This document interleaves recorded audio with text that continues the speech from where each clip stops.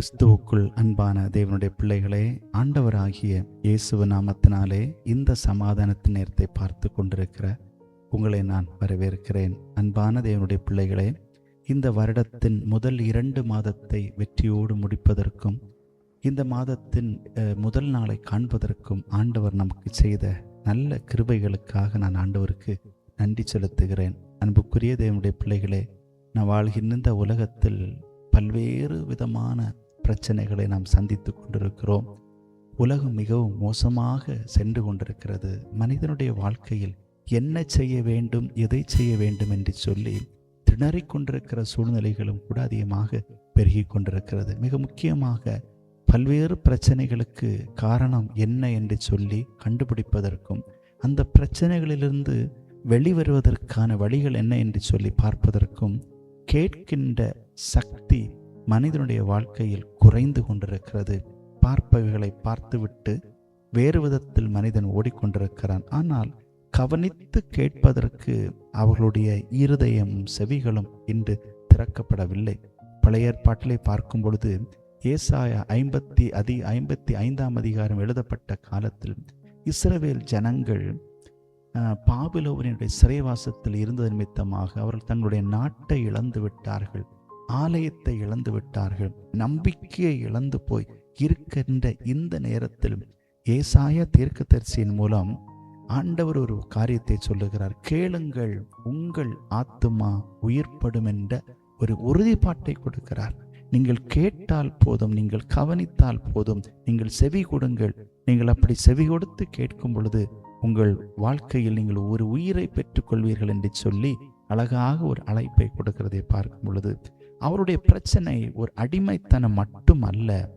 ஆனால் அவருடைய வாழ்க்கையில பார்க்கும் பொழுது மக்கள் உள்ளத்தில் தூரமாய் காணப்படுகிறார். ஆண்டவரை விட்டு உள்ளத்தில் மிகவும் தூரமாக இருத்தமாகத்தான் அவருடைய வாழ்க்கையில் பல பிரச்சனைகள் வந்து கொண்டிருக்கிறது. இந்த பிரச்சனைகளிலிருந்து, இப்படிப்பட்ட பிரச்சனைகளிலிருந்து நாம் வெளிவருவதற்கு என்ன செய்ய வேண்டும் என்று சொல்லி, விடுதலைக்கான வழி எங்கிருந்து துவங்குகிறது என்று சொல்லி இந்த நாளிலே 3 காரியங்களை நான் உங்களோடு பேச விரும்புகிறேன். அன்பான தேவனுடைய பிள்ளைகளே, முதலாவது, கிறிஸ்தவர்களாகிய அல்லது மனிதனுடைய வாழ்க்கையில் முக்கியமான ஒன்று, வசனத்திற்கு நாம் செவி கொடுக்க வேண்டும். வசனத்தை கேளுங்கள், அது உங்கள் வாழ்க்கையில் என்ன செய்யும் என்று சொல்லி பார்க்க போகிறோம். பவுல் ரோமர் சபைக்கு எழுதும் பொழுது அங்கு இருந்த சூழ்நிலை எப்படி இருந்தது என்று சொன்னால், யூதரும் புறஜாதி மக்களுக்கும் இடையில் பெரிய ஒரு பிரிவினை, பிரச்சனைகளுக்கு மேல் பிரச்சனையாக இருந்து கொண்டிருந்தது. ஆலயத்தில் 2 இனத்தாரும் அங்கு இருந்து கொண்டிருக்கிறார்கள். ஆனால் அவர்களுக்குள்ளாக பிரிவினைகள், அவர்களுக்குள்ளாக பிரச்சனைகள் அதிகமாக இருந்து கொண்டிருக்கிறது. இந்த பிரச்சனைகளிலிருந்து வெளிவருவதற்கு ஆலயத்தில் பலவிதமான வசனத்தின் வார்த்தைகள் மக்கள் அங்கு கேட்டிருக்கிறார்கள். ஆனால் அவைகளுக்கு அவர்கள் செவி கொடுக்கவில்லை. அவைகளுக்கு அவர்கள் செவி கொடுக்காமல் பிரச்சனைகளுக்கு செவி கொடுத்து கொண்டிருந்தார்கள். இப்படி இருந்தது நிமித்தமாக அவங்க வாழ்க்கையில பார்க்கும் பொழுது பிரிவினைகள், பிரச்சனைகள் அதிகமாகி கொண்டே இருந்தது. பவுல் சொல்லும் பொழுது சொல்லுகிறார், விசுவாசம் பார்ப்பதனால் வராது, அது கேட்பதனால் வருகிறது என்று சொல்லி அழகாக அங்கு சொல்லுகிறார். எனக்கு அருமையான தேவனுடைய பிள்ளைகளே, இந்த பிரச்சனைகள் அதிகமாக்கப்பட்டது நிமித்தமாக அங்கு மக்களால் உண்மையான சந்தோஷத்தை வாழ்க்கையில் அனுபவிக்க முடியவில்லை. பழைய ஏற்பாட்டிலையும் பார்க்கும் பொழுது சாமுவேல் வாழ்ந்த காலத்தில் ஒரு ஆன்மீக இருட்டாய் காணப்பட்ட ஒரு பெரிய காலம். அந்த நாட்களில் கர்த்தருடைய வார்த்தை அரிதாய் இருந்தது என்று சொல்லி அங்கு சொல்லப்பட்டிருக்கிறது. அங்கு மக்கள் ஆண்டவரின் வார்த்தையை கேட்கவில்லை, செவி கொடுக்கவில்லை. இதனால் என்ன நடந்தது தெரியுமா?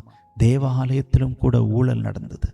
அது மட்டுமல்ல, ஏலியின் குடும்பத்தில் பார்க்கும் பொழுது அங்கும் ஒரு கீழ்ப்படியாமையின் ஒரு சூழ்நிலை இருந்து கொண்டிருக்கிறது. இது நிமித்தமாக அங்கு பல்வேறு விதமான குழப்பங்கள். இந்த சூழ்நிலையில் தான் ஆண்டவர் சாமுவேலை அழைக்கிறார்.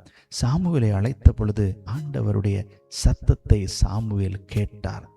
எனக்கு அன்பான தேவனுடைய பிள்ளைகளே, இந்த ஒரு மனிதன் சத்தத்தை கவனித்து கேட்டது நிமித்தமாக ஒரு சந்ததியே அங்கு ஒரு பெரிய ஆசீர்வாதத்தை பெற்றுக் கொள்ளுகிறது. சந்ததிக்குள்ளாக ஒரு பெரிய மாற்றத்தை வருகிறதை பார்க்க முடிகிறது. என்னை கேட்டுக்கொண்டிருக்கிற தேவனுடைய பிள்ளைகளே, இந்த நாட்களில் பார்க்கும் பொழுது ஆசீர்வாதமான வார்த்தைகளுக்கு மட்டும் நம்முடைய செவிகள் திறக்கப்பட்டு கொண்டிருக்கிறது.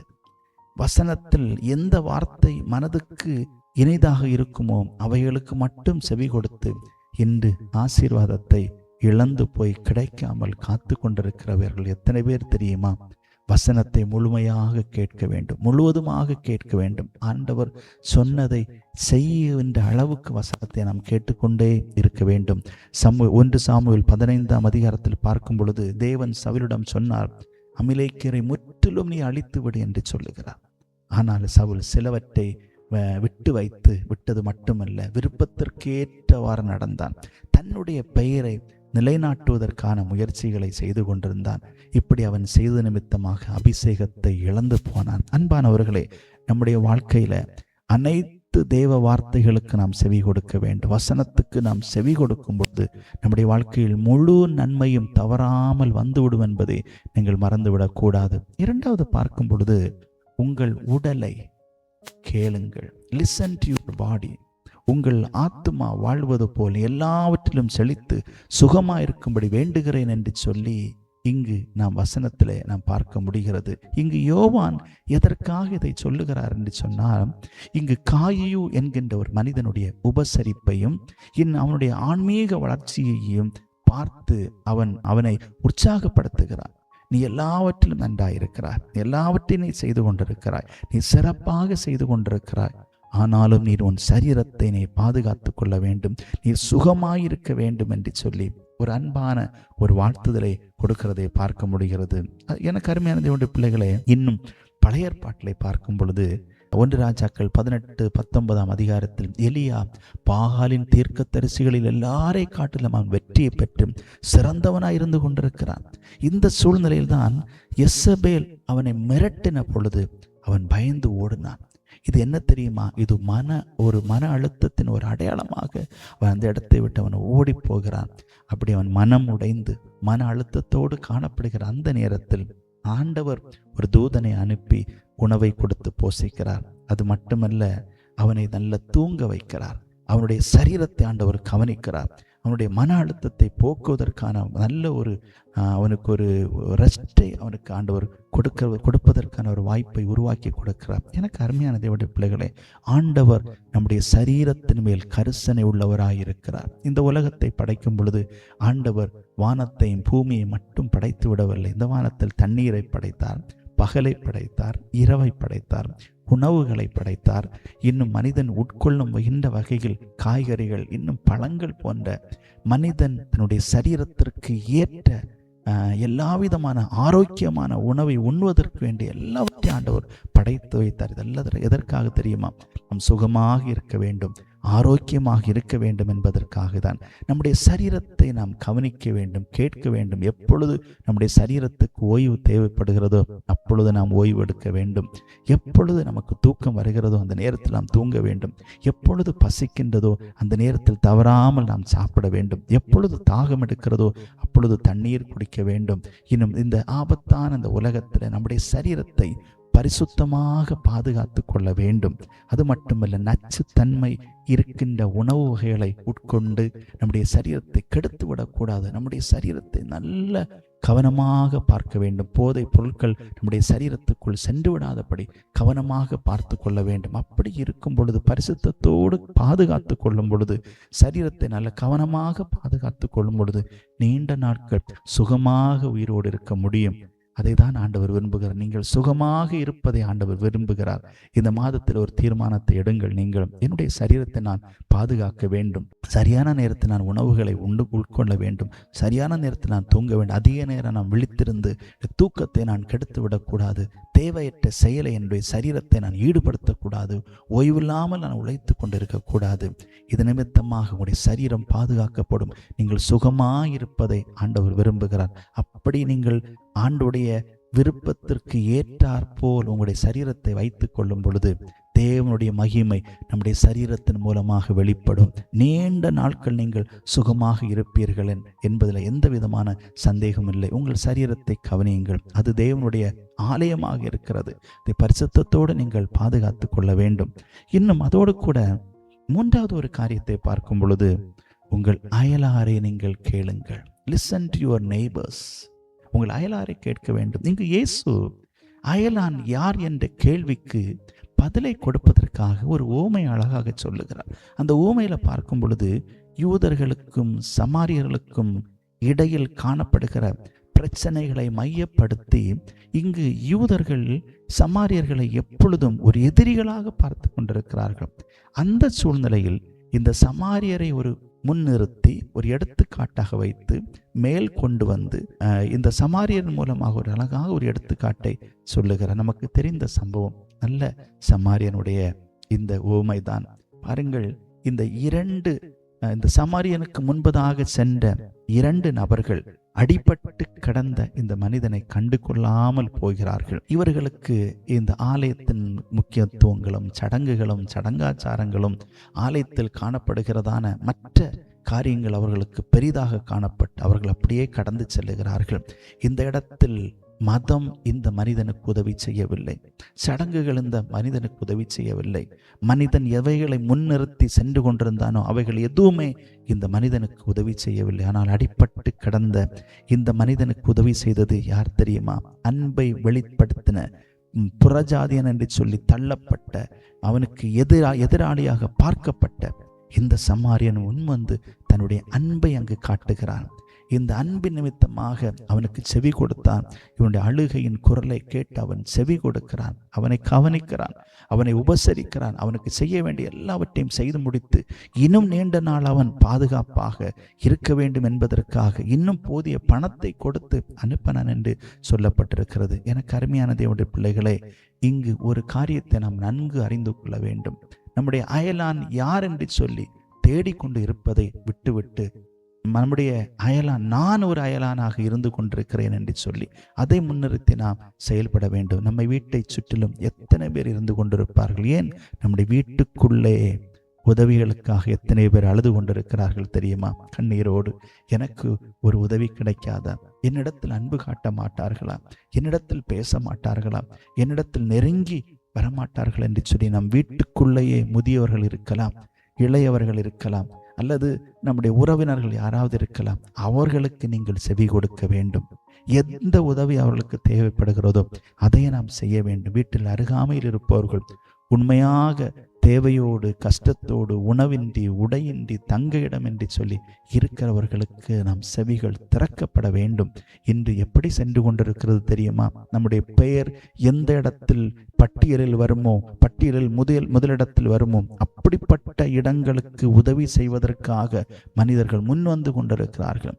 என் பெயர் இங்கு வந்தால் நான் உதவி செய்கிறேன், என்னுடைய புகைப்படம் இங்கு வந்தால் நான் உதவி செய்கிறேன் என்று சொல்லி, என்னை குறித்து மற்றவர்கள் புகழ்ந்து பேசினால் நான் உதவி செய்கிறேன் என்று சொல்லி பெயருக்காக புகழுக்காக இந்த உலகத்தில் தன்னை அடையாளப்படுத்துவதற்காக உதவி செய்கின்ற கூட்டம் என்று அதிகமாய் பெருகி கொண்டிருக்கிறது. அப்படிப்பட்ட காரியங்களுக்கு நம்முடைய செவிகள் திறந்து கொண்டிருக்கிறது. அதை அப்படியல்ல. என் அன்பு தேவனுடைய பிள்ளைகளே, உங்கள் அருகில் இருப்போரை முதலில் கேளுங்கள், அவர்களை கவனியுங்கள்.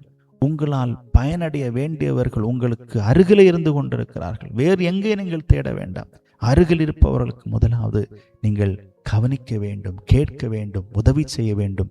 அதன் மூலமாக ஒரு பெரிய ஒரு மாற்றத்தை சமுதாயத்தை நீங்கள் பார்ப்பீர்கள்.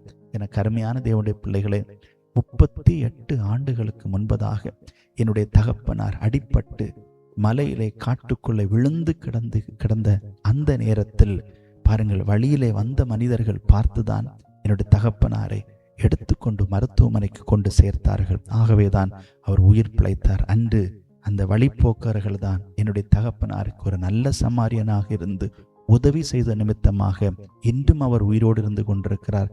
அவருடைய மகனாக நான் உங்களோடு இன்று பேசி கொண்டிருக்கிறேன். என்னை கேட்டு கொண்டிருக்கிற தேவனுடைய பிள்ளைகளே, நல்ல சமாரியனாக நாம் இருக்க வேண்டும், நம்முடைய அயலாரை நாம் கவனிக்க வேண்டும் என்று சொல்லி ஆண்டவர் அந்த காலை நேரத்திலே நமக்கு ஒரு உணர்வை தந்து கொண்டிருக்கிறார். பிரியமான தேவனுடைய பிள்ளைகளே, வசனத்தை முழுமையாக கேட்டு கொண்டிருக்கிறோமா? கொஞ்சம் கேட்டு கொஞ்சத்தை விட்டு விடுகிறவர்களாக அல்ல, முழுமையாக கேட்க வேண்டும். அதோடு கூட நம்முடைய உடலை கவனிக்க வேண்டும். உடலுக்கு என்ன தேவை என்பதை நாமே கேட்டு அறிந்து நம்முடைய உடலை பேணி காத்து கொள்ள வேண்டும். அப்பொழுதுதான் நீண்ட நாட்கள் சுகமாக இருக்க முடியும். அது மட்டுமல்ல, அயலாருடைய வேதனையை நாம் உணர்ந்து கேட்க வேண்டும்.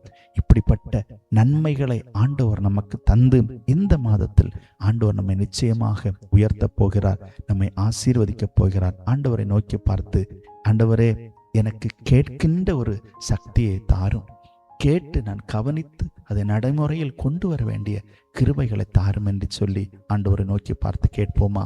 எங்கள் பரலோகத்தின் நல்ல ஆண்டவரே, இந்த மகிழ்ச்சியான இந்த மாதத்தின் முதல் நாளுக்காக உமக்கு நன்றி செலுத்துகிறோம். ஆண்டவரே, நாங்கள் உம்முடைய வார்த்தைகளுக்கு முழுமையாக செவி கொடுக்காமல் கொஞ்சம் கொஞ்சமாக கேட்டு முழு நன்மைகளை பெற்றுக்கொள்ளாமல் நாங்கள் இருந்து கொண்டிருக்கிறோம். இப்பொழுதும் உம்முடைய பிள்ளைகள் உம்முடைய வசனத்திற்கு செவி கொடுத்து உம்முடைய பிள்ளைகள் முழு நன்மைகளையும் பெற்றுக்கொள்ள உதவி செய்வீராக. எங்கள் சரீரத்தை குறித்து நாங்கள் கவலைப்படுவதில்லை, எங்கள் சரீரத்தின் தேவைகளை நாங்கள் கேட்பதில்லை. ஆண்டவரே, எங்கள் சரீரத்தின் தேவைகள் என்ன என்பதை அறிந்து நாங்கள் அதை நடைமுறையில் கொண்டு வர எங்களுக்கு பலனையும் கிருபைகளையும் தருவீராக. இதன் மூலமாக எங்கள் சரீரத்தில் காணப்படுகிற பலவீனங்கள், கஷ்டங்கள் எல்லாவற்றையும் ஆண்டவர் எடுத்து போட்டு இனி நாங்கள் நன்றாக கவனித்து செயல்பட ஆண்டவர் எங்களுக்கு கிருபை தருவீராக. நாங்கள் கேட்பது எங்களை மட்டுமல்ல, எங்கள் அயலாரையும் நாங்கள் கேட்க வேண்டும். அதன் மூலமாக எங்கள் மூலமாக எத்தனை பேர் ஆசீர்வதிக்கப்பட முடியும் என்பதை நாங்கள் அறிந்து செயல்பட உதவி செய்யும். ஆண்டவர், இந்த நிகழ்ச்சியை பார்த்து கொண்டிருக்கிற அத்தனை பேரையும் கர்த்தர் ஆசீர்வதிப்பீராக. இந்த மாதம் முழுவதும் அன்பு பிள்ளைகளுக்கு வர வேண்டிய நன்மைகள் எல்லாம் வரட்டும் அப்பா. நல்ல கிருபைகளை கொடுங்க, பாதுகாப்பை கொடுங்க. அன்பு பிள்ளைகளுக்கு எது வேண்டுமோ அதை கொடுத்து உடைய பிள்ளைகளை கனப்படுத்துவீராக. ஆண்டவரே, கடன் பிரச்சனைகள் எல்லாம் மாறட்டும் அப்பா, குடும்பத்தின் பிரச்சனைகள் எல்லாம் மாறட்டும். ஆண்டவரே, இன்னும் ஏன் என்னுடைய வாழ்க்கையில் இப்படிப்பட்ட தோல்வி என்று சொல்லி தோல்விகளை மறுபடியும் சந்தித்து கொண்டிருக்கிற பிள்ளைகளுடைய தோல்விகள் எல்லாம் ஆண்டவர் எடுத்து போடுவீராக. தேர்வுகளுக்காக ஜபித்து கொண்டிருக்கிற எங்கள் பிள்ளைகளுக்கு நாங்கள் ஜபிக்கிறோம். ஆண்டவர் தேர்வில் எங்கள் பிள்ளைகளுக்கு நல்ல வெற்றியை கொடுப்பீராக, நல்ல கவனத்தை கொடுப்பீராக, ஞாபக சக்தி அதிகமாக்கி நீர் கொடுப்பீராக. ஆண்டவரே, இந்த தேர்வு நாட்களில் பிள்ளைகளுக்கு எந்த பலவீனங்களும் அணுகாதபடி சுகத்தோடும் பலத்தோடும் ஆரோக்கியத்தோடும் உடைய பிள்ளைகள் இந்த தேர்வுகளை சந்தித்து வெற்றி பெற்று உடைய எதிர்காலத்திற்கு அது உயர்வுகளை கொண்டு வர அன்பு பிள்ளைகளுக்கு உதவி செய்வீராக. ஆண்டவரே, இன்னும் வருகிற நாட்களில் நடைபெறுகிற இந்த எலெக்ஷனுக்காக நாங்கள் ஜெபிக்கிறோம். இந்த எலெக்ஷனோடு உம்முடைய கிருபை இருக்கட்டும். உம்முடைய நீர் பிரியமாய் வைத்திருக்கிற உமக்கு பிரியமான ஆண்டவரை தலைவரை ஆண்டவர் எங்கள் தேசத்தில் தந்து ஆண்டவர் எங்கள் மக்களை நல்ல முறையில் ஆட்சியில் நடத்த ஆண்டவர் உதவி செய்வீராக. இதற்கு இடையில் நடக்கிறதான ஆபத்துகள், மோசமான போராட்டங்கள் எல்லாவற்றையும் ஆண்டவர் எடுத்து போட்டு ஆண்டவரை எங்களுக்கு ஒரு சமாதானத்தின் தேர்வை இந்த ஆண்டில் நீர் தர வேண்டும் என்று சொல்லி உங்களிடத்தில் நாங்கள் அன்போடு கேட்டு நிற்கிறோம் அப்பா. இன்னும் இந்த நேரத்திலும் கூட இந்த ஜெப வேளையில் யாரெல்லாம் உடைய பிள்ளைகள் பல்வேறு ஜெப விண்ணப்பங்களுக்காக ஜெபித்து கொண்டிருக்கிறார்களோ ஆண்டவர், அன்பு பிள்ளைகளுக்கு நீர் உதவி செய்வீராக. ஆண்டவரே, ஜெபத்தை கேட்டு பதில் தருகிற ஆண்டவர், அன்பு பிள்ளைகளுக்கு நீர் உதவி செய்வீராக. வியாதிகள் மாறட்டும், சரீரத்தில் காணப்படுகிற எல்லா பலவீனங்களையும் எடுத்து போடும். ஆண்டவரே, சமாதானம் இல்லாமல் இருக்கிற சூழ்நிலைகள் கர்த்தர் மாற்றி நீர் சமாதானத்தை கொடுப்பீராக. சமாதானத்தின் தேவன் நீர் சமாதானத்தை அன்பு பிள்ளைகளுக்கு கொடுத்து நீர் கனப்படுத்துவீராக. எல்லாவற்றிலும் உடைய பிள்ளைகள் சுகமாக இருக்கட்டும், பாதுகாப்பாக இருக்கட்டும். ஆபத்துகள் இருந்து எல்லாவற்றிலும் விலைக்கு நீர் பாதுகாத்துக் கொள்வீராக. திருமண தடைகள் மாறட்டும், குழந்தை பாக்கியத்தை கர்த்தர் கொடுங்க. கடன் பிரச்சனைகள் எடுத்து போடுவீராக. ஆண்டவரே, இன்னும் என்னென்ன நன்மைகள் உடைய பிள்ளைகளுக்கு இந்த மாதத்தில் வந்து சேர வேண்டுமோ அவைகளை ஆண்டவர் கொடுத்து நீர் கனப்படுத்துவீராக. பல நாட்களாக உடைய பிள்ளைகள் காத்து கொண்டிருக்கிற ஆசீர்வாதங்களை கொடுத்து நீர் கனப்படுத்துங்க. வருகிற நாட்களில் நாங்கள் நல்ல செய்தியை கேட்க வேண்டும் அப்பா. நீர் உதவி செய்வீராக. எங்கள் ஜெபத்தை நீர் கேட்டதற்காக உமக்கு நன்றி செலுத்தி இந்த ஜெபத்தை நாங்கள் உம்மிடத்தில் தாழ்மையோடும் உரிமையோடும் கேட்கிறோம் நல்ல பிதாவே.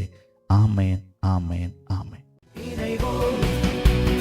சுதந்தரிப்போம், தேசத்தை இயேசுவுக்கு சொந்தமாக்குவோம். இணைவோம், சுதந்தரிப்போம், தேசத்தை இயேசுவுக்கு சொந்தமாக்குவோம். தேசத்தை இயேசுவுக்கு சொந்தமாக்குவோம். நம் தேசத்தை இயேசுவுக்கு சொந்தமாக்குவோம். இந்த தேசம் எங்கள்